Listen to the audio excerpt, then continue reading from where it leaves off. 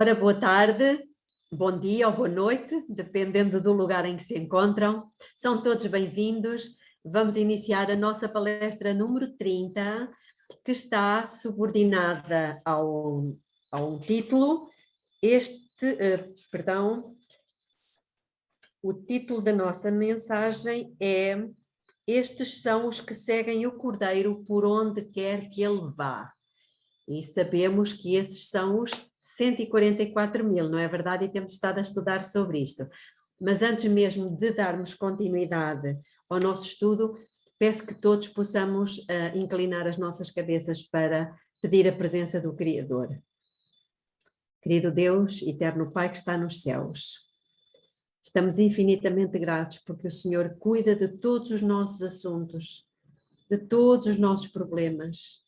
O Senhor nos tem sustentado a vida e nos tem trazido aqui cada semana para ouvir a sua voz. Agradecemos do fundo do nosso coração. É importantíssimo, no tempo em que estamos a viver, neste momento, compreender aquilo que realmente o Senhor espera de nós e como estar preparados para o recebimento da chuva serôdia. Queremos suplicar que seja o Senhor o nosso mestre, o nosso professor, que nos dê corações puros, disponíveis para serem moldados e restaurados à sua imagem e semelhança. Fale connosco, Pai. É o que lhe suplicamos humildemente em nome de Jesus. Amém. Então, vamos lá à pergunta número 7. Por que é que os 144 mil são apontados como as primícias para Deus e para o Cordeiro? Então, vamos ler no Grande Conflito, que nos diz o seguinte: estes, tendo sido trasladados da terra dentre os vivos, são tidos como as primícias para Deus e para o Cordeiro. Apocalipse 14:4. Estes são os que vieram da grande tribulação, passaram pelo tempo de angústia tal como nunca houve, desde que houve nação. Suportaram a aflição do tempo da angústia de Jacó.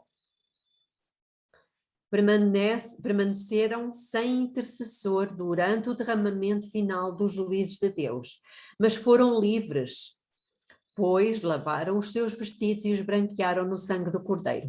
Na sua boca não se achou engano, porque são irrepreensíveis diante de Deus, por isso estão diante do trono de Deus e o servem de dia e de noite no seu templo, e aquele que está sentado sobre o trono os cobrirá com a sua sombra. Viram a terra devastada pela fome e pestilência, o sol com poder para abrasar os homens com grandes calores, e eles próprios suportaram o sofrimento, a fome e a sede. Mas nunca mais terão fome, nunca mais terão sede, nem sol nem chama alguma cairá sobre eles, porque o Cordeiro que está no meio do trono os apacentará e lhes servirá de guia para as fontes das águas da vida, e Deus limpará dos seus olhos toda a lágrima. Então, por que seria a geração final do povo de Deus chamada de primícias? Porque o propósito do plano da salvação inteiro é erradicar de uma vez por todas os danos que Satanás e o pecado causaram. Isso quer dizer que, a despeito das nossas tendências herdadas para o pecado, manifestadas em toda a criança desde Adão, Jesus é capaz e manifestará o seu poder para nos restaurar completamente. Isto devia arrancar de nós um grande amém. Porque o nosso Deus é todo-poderoso. Amém, amém. Jesus, como o segundo Adão, demonstra o seu poder e autoridade sobre o maligno ao resgatar a raça humana das profundezas do pecado e restaurá-la à obediência amorosa e voluntária de Adão e Eva antes da queda. Se Jesus não tivesse poder para fazer isso, Satanás, por sua vez, alegaria que o seu poder de rebelião e pecado é maior que o poder do amor e da capacidade de recriação de Deus. Podemos ver com isso como é importante que o amor vença a batalha em favor da lealdade do coração humano quanto à obediência voluntária e inteligente ao concerto de amor de Deus, que é a sua lei e norma de vida eterna. Pergunta número 8. Como é que as Escrituras descrevem o remanescente? Então, diz-nos, vamos ver aqui alguns textos, e o primeiro está em Sofonias 3,13, e descreve o seguinte: o remanescente de Israel não cometerá iniquidade, nem proferirá mentira, e na sua boca não se achará língua enganosa, mas serão apacentados e deitar-se-ão, e não haverá quem os espante. Portanto, é muito claro o que diz Sofonias. Esta expressão aqui, não cometerá iniquidade nem proferirá mentira, faz-nos lembrar de um texto do Apocalipse 7,5. Recordam-se? Muito bem. Nós sabemos que o livro do Apocalipse, maioritariamente, portanto cerca de 90% do livro do Apocalipse, são expressões, são ideias, são textos extraídos diretamente do Antigo Testamento. E, portanto, não é de estranhar que aconteça isto. Outro texto que se encontra em Isaías capítulo 4, versículo 13. E será que aquele que for deixado em Sião e ficar em Jerusalém será chamado santo, todo aquele que estiver inscrito entre os viventes em Jerusalém. Portanto, será chamado santo. Ainda outra de Efésios, que nós conhecemos muito bem. Cristo amou a igreja e assim mesmo se entregou por ela para a santificar, purificando-a com a lavagem da água pela palavra, para apresentá-la a si mesmo igreja gloriosa, sem mácula, nem ruga, nem coisa semelhante, mas santa e irrepreensível. Portanto, aqui temos um texto absolutamente nítido. Primeiro aos Tessalonicenses 5, 23 e 24. E o mesmo Deus de paz vos santifique em tudo, e todo o vosso espírito e alma e corpo sejam plenamente conservados e irrepreensíveis para a vinda do nosso Senhor Jesus Cristo. Fiel é o que vos fala, o que vos chama, perdão, o qual também o fará. E ainda no comentário bíblico diz: João viu um cordeiro sobre o Monte Sião e com ele 144.000, tendo na fronte escrito o nome do seu pai. Eles portavam o sinete do céu e refletiam a imagem de Deus. Estavam cheios da luz e da glória do Santo. Se quisermos ter a imagem e a inscrição de Deus sobre nós, precisamos nos separar de toda a iniquidade, abandonar todo o caminho mau e então depositar a nossa condição nas mãos de Cristo. Muito bem, textos bastante elucidativos que não deixam margem para dúvida, não é verdade? Pergunta número 9. Por que é que tem demorado 6.000 anos para Deus ter um produto final da graça? Os 144.000 não são necessariamente mais dedicados a Deus do que outras gerações. No entanto, esse grupo andará em toda a luz procedente do trono de Deus, diz-nos em Testemunhos para a Igreja, volume 9. Em sua geração, tornando-se assim o produto final da graça de Deus. O problema do pecado é profundo, atrativo e convincente. Satanás apela às emoções carnais e às necessidades emocionais e promete satisfazer os nossos desejos humanos. Ele se empenha em trazer isso pela conexão da sua mente com a nossa, destruindo assim a nossa ligação com Deus e impedindo a nossa obediência à lei divina. Portanto, ele procura estar, ou melhor, procura que nós estejamos continuamente sintonizados com a mente dele. E daí a nossa necessidade de estarmos conectados com outro espírito, que no caso é o Santo. Apesar de ter dado ouvidos às tentações do maligno, a mente humana ficou marcada e inclinada para o mal e para a autodefesa. Isso passou para todas as gerações e sem uma conexão direta com Jesus, ninguém consegue, por suas próprias forças, resistir às inclinações, aos desejos, pensamentos e sentimentos da nossa natureza caída. Além disso, as crianças são presas fáceis do inimigo desde o nascimento, porque ainda não tiveram a oportunidade de conhecer a Jesus por si mesmas e escolher os seus caminhos. É por isso que tem demorado 6.000 anos para resgatar a raça humana das garras do inimigo. Cada geração precisa aprender por si mesma que o salário do pecado é a morte eterna. E foi precisamente esta morte que Jesus morreu. Sim, Alice. Termina de falar que eu só quero quando você terminar. Não, já terminei. Ok. A importância dos pais terem conhecimento desse texto específico. As crianças são presa legítima do inimigo. E o trabalho que é preciso que os pais façam em favor, porque elas ainda não tiveram a oportunidade de aceitar por si mesmas, né? Exato. Portanto, a grande responsabilidade que pesa sobre os pais, porque são eles que vão servir de intermediários, não é? Entre a criança e Deus. Portanto, a grande responsabilidade dos pais de cada dia consagrarem os seus filhinhos a Deus, aos cuidados de Deus, ao mesmo tempo que os instruem, no sentido de eles poderem, por si mesmos, tornarem-se conhecedores do bem e do mal. E as crianças são sensíveis. Elas, se forem ensinadas, elas vão conseguir distinguir com muito mais facilidade do que nós adultos qual é a voz de Deus e qual é a voz do inimigo que lhes fala à mente. Nós precisamos ensinar os nossos filhinhos a distinguir entre a voz de Deus e a voz do inimigo.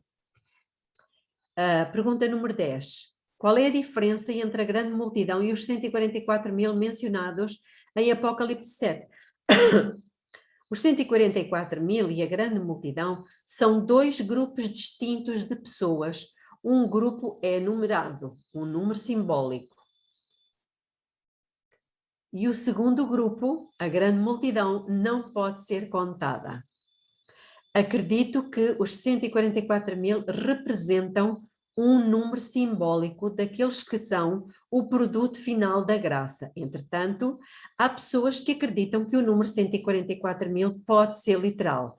Ambos os pontos de vista têm o seu mérito. Eu pertenço a esse grupo, ao grupo que acredita que os 144.000 são um grupo, é um número literal. Entre outros motivos, posso dizer porquê. Porque eu não encontro nas escrituras um único texto que fale de um número, seja ele qual for, que Deus não tenha querido dizer esse número. Quando Deus fala de 400 anos no Egito, foram 400 anos certos. Quando Deus fala de 7 trombetas, são 7 trombetas, não são 20, nem 14, nem... Quando Deus fala de 1260, foram 1260. Quando fala de 2300 tardes e manhãs, foram exatamente 2300 tardes e manhãs. Então eu pergunto, que necessidade haveria Deus que conhece todas as coisas, que necessidade teria Ele de nos dar um número que não tem nada a ver com o número real? Pronto, mas isto é um pensamento meu e nós estamos livres ainda para ter a nossa própria opinião. Continuando, os 144.000 são o remanescente purificado final, o resultado final da obra intercessora de Cristo no santuário celestial e uma demonstração para o universo daquilo que o sangue de Jesus pode e efetivamente precisou fazer a fim de ter um povo completamente vitorioso. Sem o remanescente final, ou seja, os 144.000, o grande conflito entre Cristo e Satanás não poderia chegar ao fim. Todos os que estiverem vivos quando Jesus voltar terão alcançado o mesmo nível de desenvolvimento espiritual. Eles se acharão irrepreensíveis diante de Deus e viverão sem um intercessor durante o grande tempo de angústia. Conforme já mencionámos anteriormente, os 144.000 são o produto final da graça. O plano da salvação que previa a completa libertação do ser humano do pecado foi concretizado. Os 144.000 manifestarão ao universo inteiro que o sacrifício e o ministério de Jesus foram totalmente eficazes para derrotar toda a mentira do maligno e libertar os agentes humanos de todo o vestígio do pecado.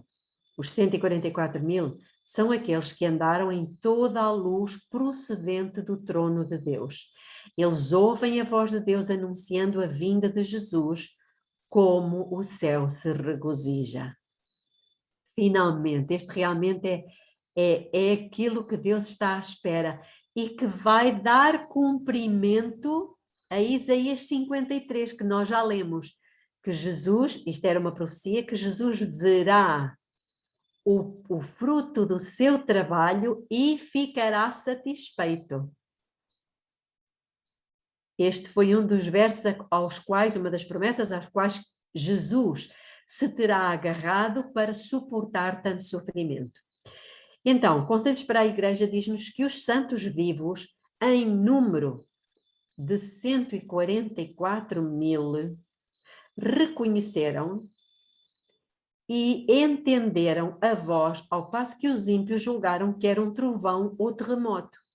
Ao declarar Deus a hora, o Espírito Santo nos envolve e o nosso rosto brilhou com o esplendor da glória de Deus, como aconteceu com Moisés na descida do Monte Sinai. Os 144.000 estavam todos selados e perfeitamente unidos. Este, para mim, é um dos textos que prova também que o número é literal. Porque Ellen White diz aqui claramente os santos vivos em número de. Portanto, ela reforça, não é? Então, eles têm um número. Ok. Observem que nessa citação a grande multidão não foi mencionada. Primeiros Escritos diz que os 144.000 triunfaram, a sua face se iluminou com a glória de Deus. Por outro lado, a grande multidão, que ninguém pode contar, representa os justos de todas as eras, porque, em todo o caso, viveram conforme toda a luz revelada em sua geração. Como sabemos, por ocasião da chuva serôdia, muitas almas preciosas aceitarão a mensagem que estará sendo pregada e alguns dentre esses se tornarão parte dos 144.000, tendo que aprender muito rapidamente o que levamos anos para aprender. Que eles terão que aprender, mas também terão que desaprender muita coisa. Ellen White refere isso. E ela continua. Alguns de nós têm tido tempo de possuir a verdade e progredir passo a passo. E cada passo dado tem-nos propiciado força para o seguinte. Mas agora o tempo está quase findo. E o que durante anos temos estado aprendendo, eles terão de aprender em poucos meses. Terão também muito que desaprender e muito que tornar a aprender. Aqui está. Outros que virão para a igreja remanescente durante o alto clamor serão levados ao descanso, porque quando a porta da graça se fechar e Jesus deixar o lugar santíssimo, eles terão completado a sua obra intercessora em favor, ele, Jesus, terá completado a sua obra intercessora em favor do ser humano, e o seu sangue não mais cobrirá pecados confessados. Vai haver confissões, mesmo depois de se fechar o tempo da graça, mesmo depois de Jesus sair do lugar santíssimo. Eu não sei se sabiam, mas vai haver confissões. Só que essas confissões já não vão valer de nada. Essas confissões serão do tipo do Acã. Lembram-se o Acã, quando ele confessou que tinha roubado as barras de ouro e a capa babilônica, serão do tipo do Judas. ele efetivamente confessou, ele disse, eu pequei traindo sangue inocente. Serão do tipo de Balaão, por exemplo, mas já não podem ser redimidos. Isto porquê? Porque são confissões não provindas de um coração que esteja verdadeiramente arrependido de ter magoado o coração de Jesus, mas são confissões resultantes de um coração que não deseja as consequências do seu pecado. São coisas muito diferentes. No entanto, Ellen White nos adverte: não é sua vontade que eles se metam em discussões acerca de questões que os não ajudam espiritualmente, tais como que pessoas vão constituir os 144.000. Isso, aqueles que forem os eleitos de Deus, hão de, sem dúvida, saber em breve. Então, irmãos, uma coisa nós sabemos é que Ellen White não vai estar entre os 144.000. O anjo disse-lhe: se fores fiel, tens que voltar à terra. E se fores fiel, tu, juntamente com os 144.000, portanto, o anjo não lhe diz, estarás entre os 144.000. Ela estará com. Pergunta número 11. E eu estou a ler um pouco rápido porque eu queria terminar este capítulo, como eu prometi, hoje. Então, pergunta número 11. Por que é que os 144.000 são honrados e destacados acima da grande multidão? Diz-nos no livro, que não está traduzido para português, que é Sermons and Talks, mas diz-nos que porque foram eles, os 144.000, destacados de forma tão especial, porque tiveram que se posicionar em favor de uma verdade maravilhosa diante do mundo inteiro, enfrentando oposição, e enquanto lidavam com isso deveriam se lembrar de que eram filhos e filhas de Deus e que Cristo estava formado neles a esperança da glória, tendo sempre em vista a grande e abençoada esperança que estava diante deles. E que esperança é essa? O eterno peso da glória. Nada poderá superar isto. Então diz-nos uma citação em resposta. Temos aqui três respostas, não é? Porque é que os 144.000 são honrados e destacados acima da grande multidão? Então, hipótese A: eles obtiveram a vitória sobre a besta e a sua imagem, como diz Apocalipse 15, 2. Nesse momento, os 144.000 estavam todos selados e perfeitamente unidos. Em sua testa estava escrito: Deus, Nova Jerusalém. E tinha uma estrela gloriosa que continha o novo nome de Jesus.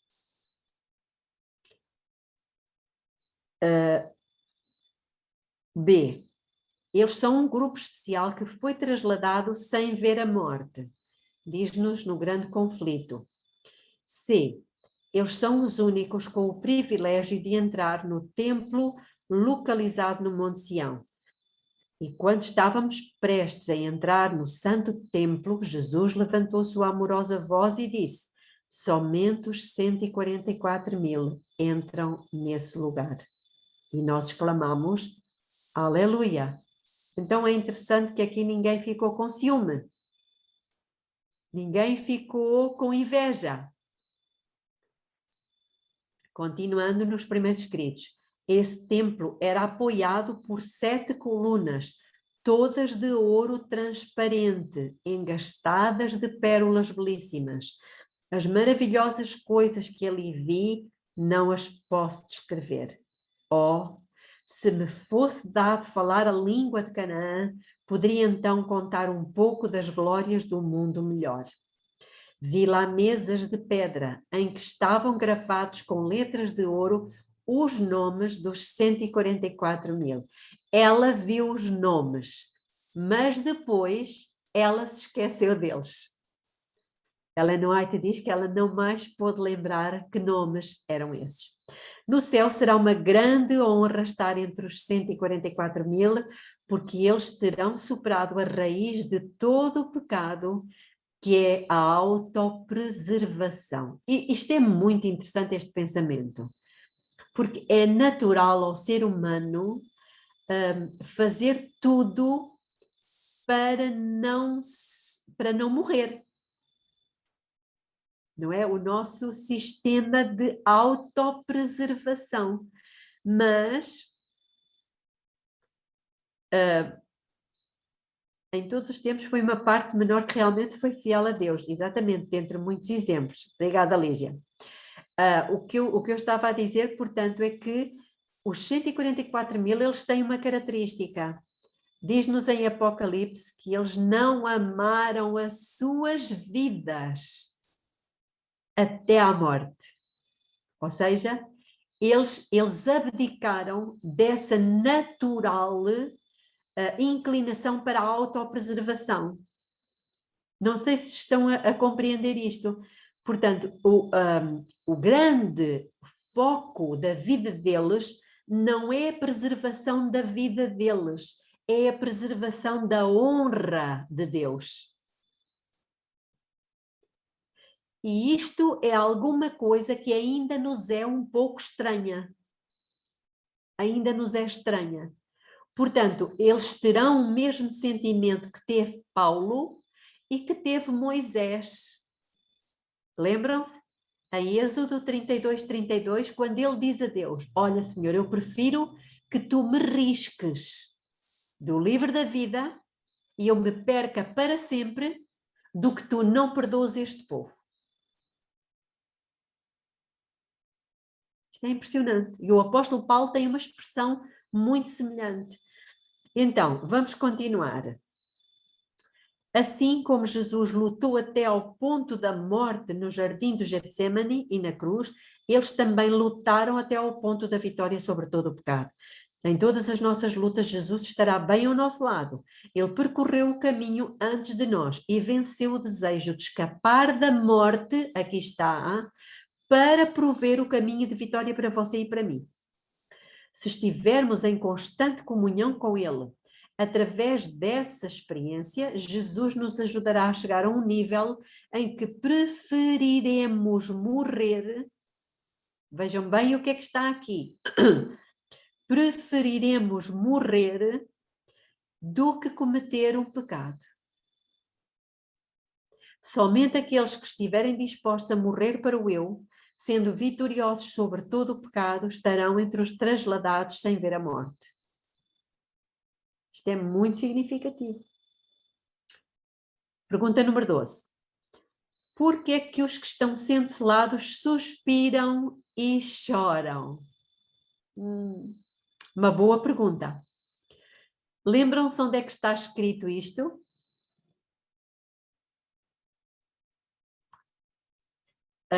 Ezequiel fala-nos disso.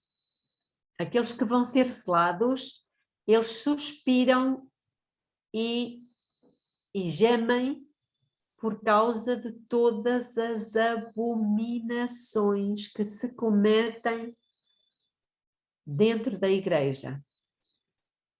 Eu fiquei um pouco escandalizada porque um grupo de jovens adventistas portugueses tem um grupo no Instagram e estão publicando a defesa do movimento LGBT, afirmando que textos das escrituras,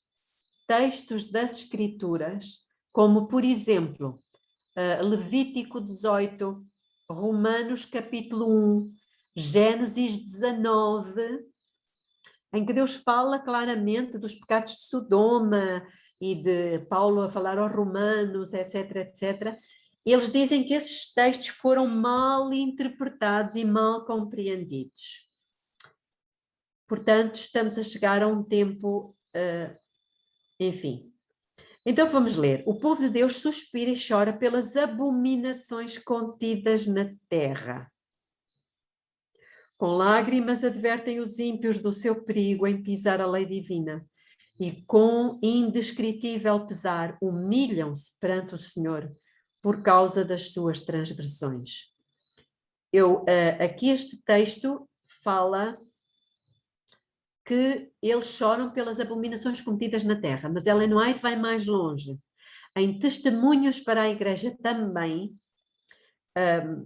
não sei se está aqui, mas vamos ler outro texto, só depois é que eu vou falar. O grupo que permanece na luz estará suspirando e clamando por causa das abominações cometidas na terra. Testemunhos para a Igreja, volume 5.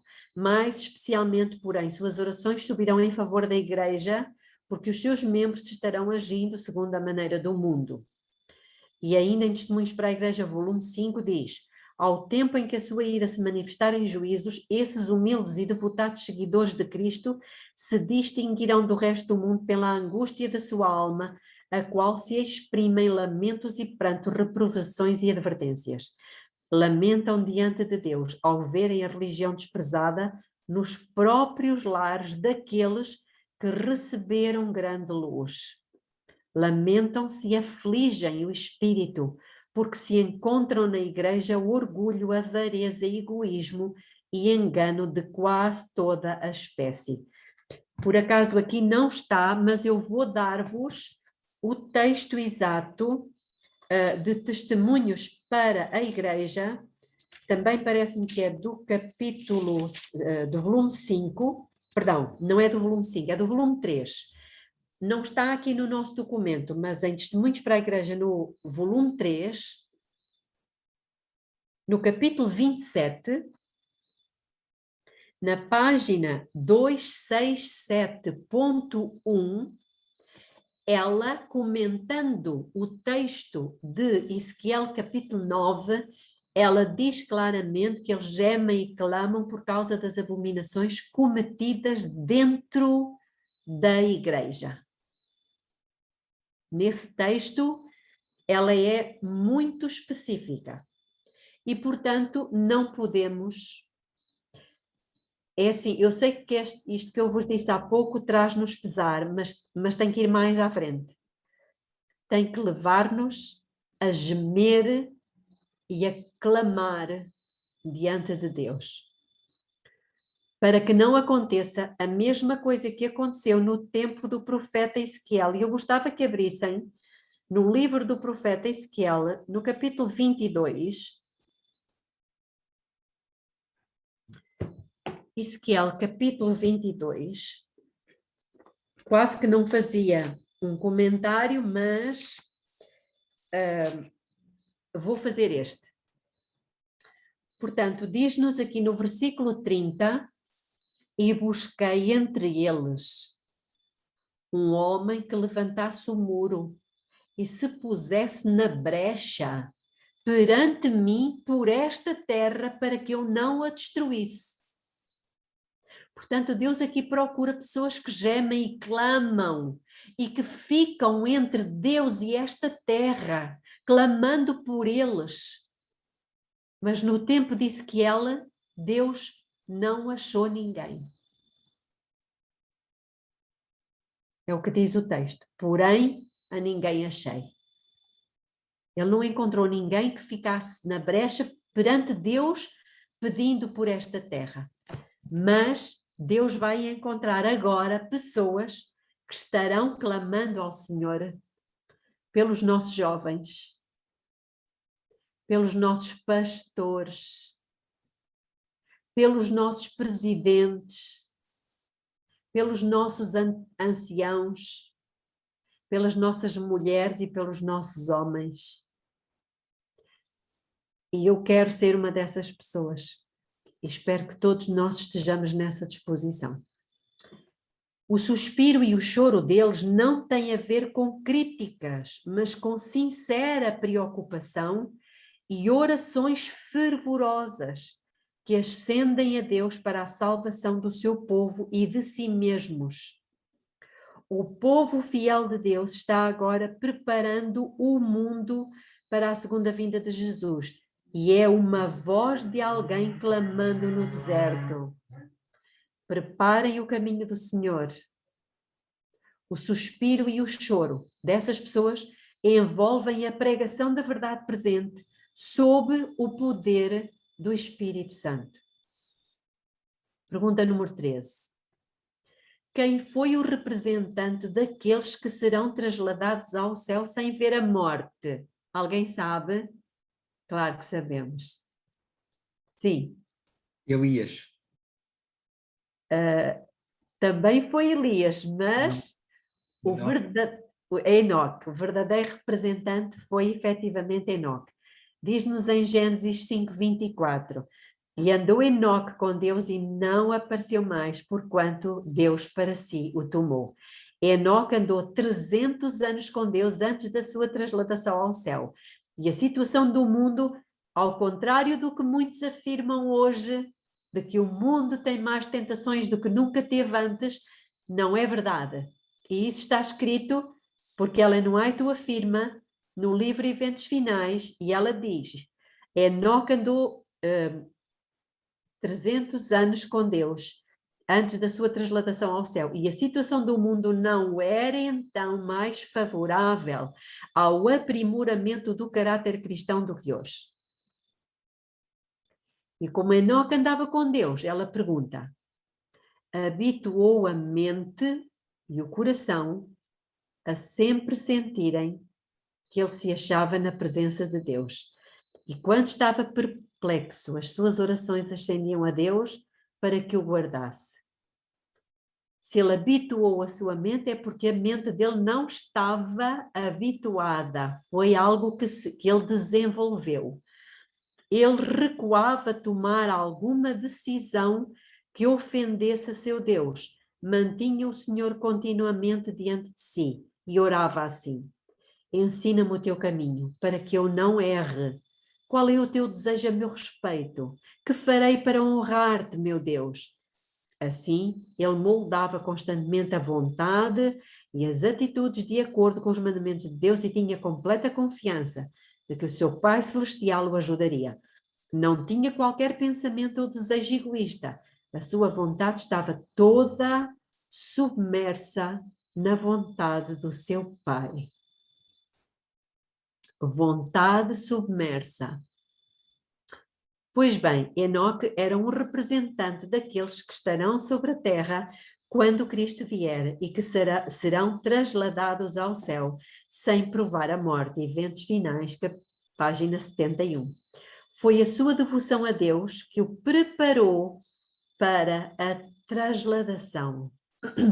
Diz-nos a Reverend Herald. Pergunta 14 e última. Por que é que Deus precisa dos 144.000 como a segunda testemunha para colocar um fim ao reino do pecado? Qual foi a primeira testemunha, já agora?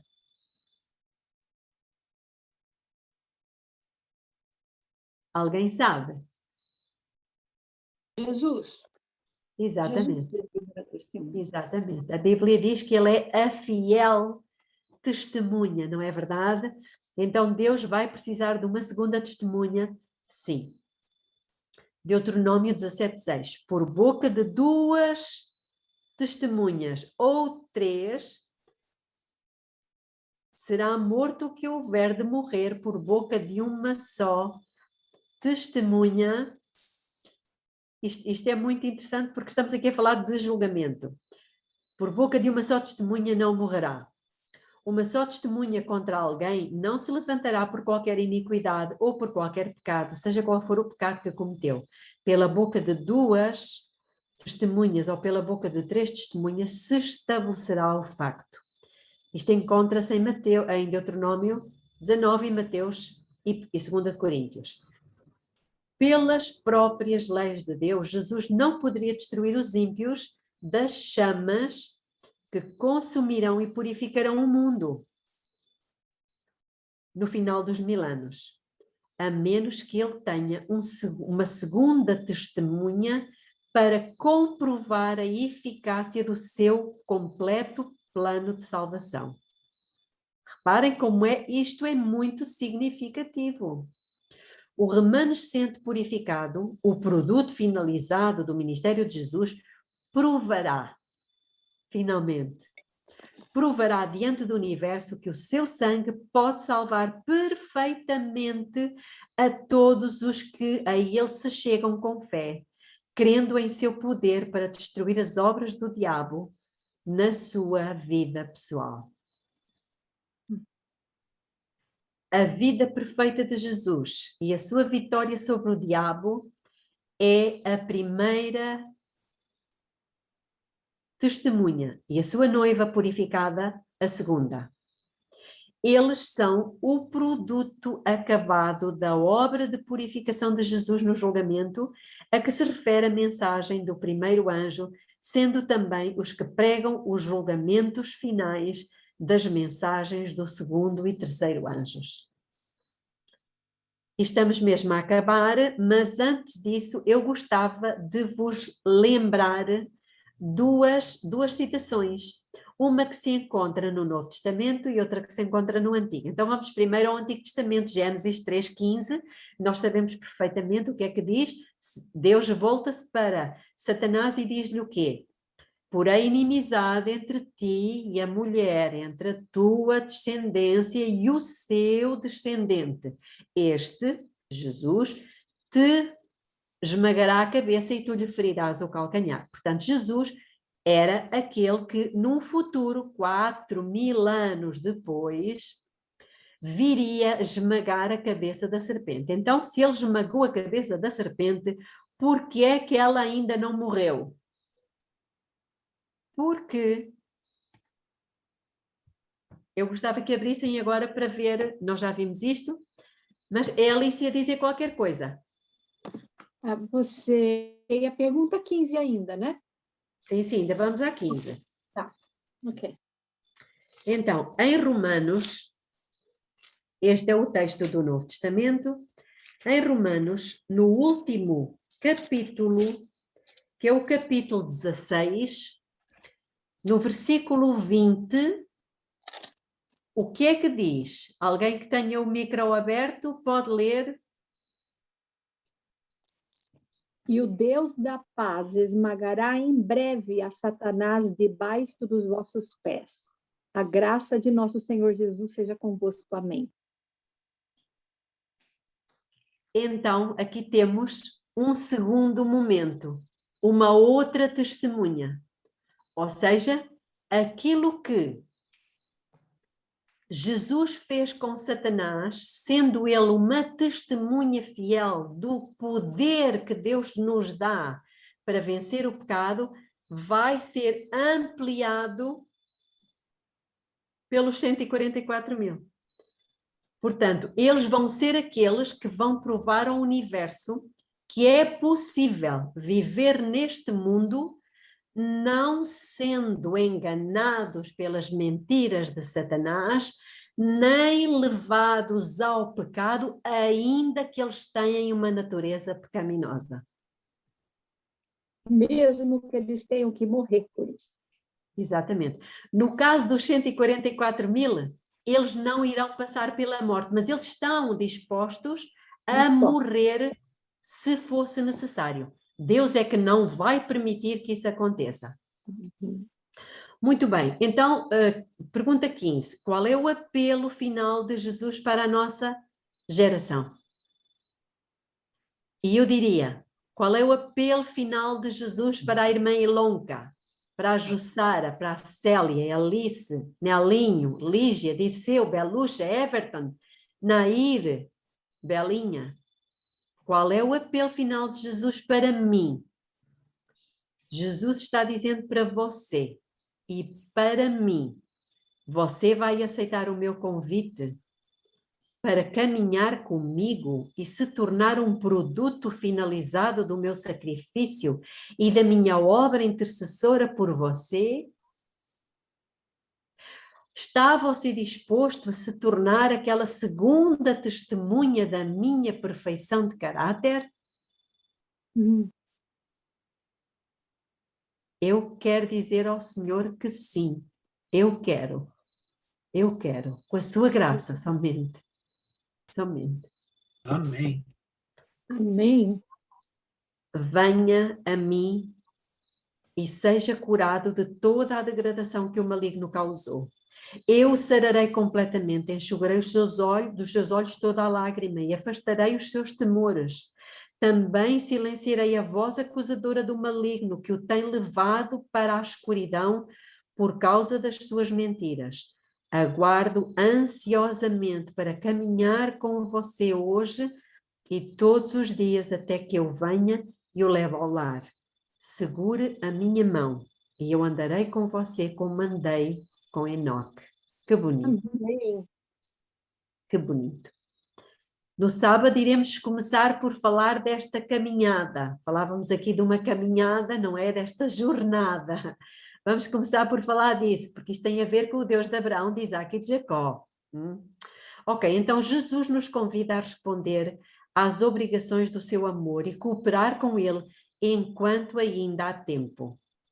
Por nos ter amado com um amor eterno, ele requer de nós um coração cheio de devoção e fidelidade para com ele. Pede-nos que nos submetamos a ele por completo, que sejamos purificados de todo o pecado e renunciemos a qualquer afinidade com o maligno. Precisamos permitir que Jesus nos encha com o seu espírito de amor e de fidelidade. Se assim o fizermos, logo estaremos com ele para nos assentar em seu trono como sua amada noiva. Sim, Jesus está convidando você para ouvir sua voz hoje e a cada dia, pois está chamando cada um de nós para estar entre os 144.000. Jesus deseja ardentemente que você responda ao seu amor, que é demonstrado pela guarda dos seus mandamentos. Se você realmente o amar de todo o coração, os seus preceitos não lhe parecerão pesados, antes serão deleitosos e alegres. Os mandamentos de Deus são os termos da sua aliança de amor. Aceitará você os termos dos seus votos de casamento, renunciando completamente a qualquer acordo com o inimigo do noivo? Se sim, a sua recompensa será gravada por toda a eternidade e você e seus filhos serão salvos. Eu não posso deixar de ler aqui um último texto.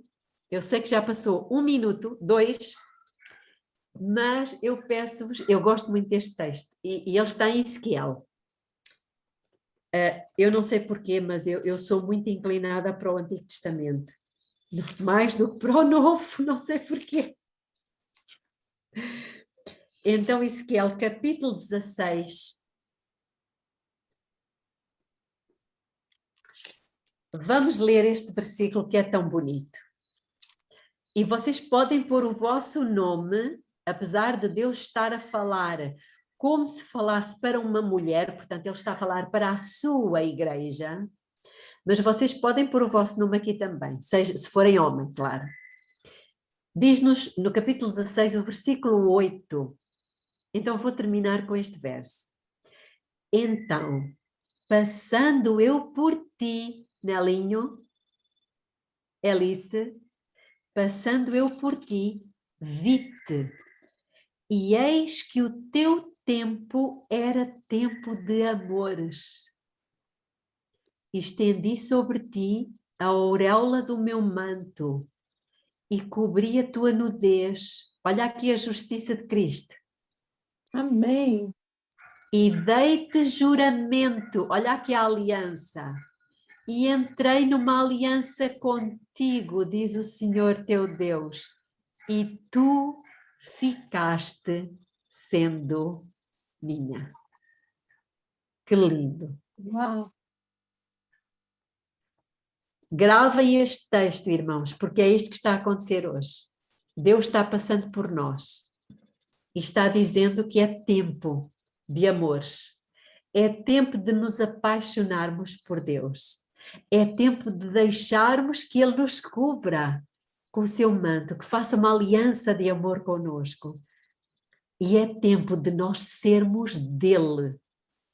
E tu ficaste sendo minha. E tu ficaste sendo meu. Vamos orar. Querido Deus, querido Pai, é muito bonito, Senhor, muito bonita a forma como o Senhor se dirige a nós. Como o Senhor nos ama. como o Senhor nos está novamente a propor uma aliança. Nós que temos sido tão miseráveis, tão ingratos, tão orgulhosos, tão soberbos, tão cheios de nós. Tenha misericórdia de nós, Senhor. Purifica o nosso coração. Dê-nos mais esta oportunidade, porque nós queremos dizer-lhe que nós desejamos ser do Senhor, de todo o nosso coração. Amém. Obrigada por isso, obrigada por tudo que o Senhor fez e faz e irá fazer por nós ainda. É o que lhe agradecemos e suplicamos em nome e por amor de Jesus, o nosso Salvador. Amém. Amém.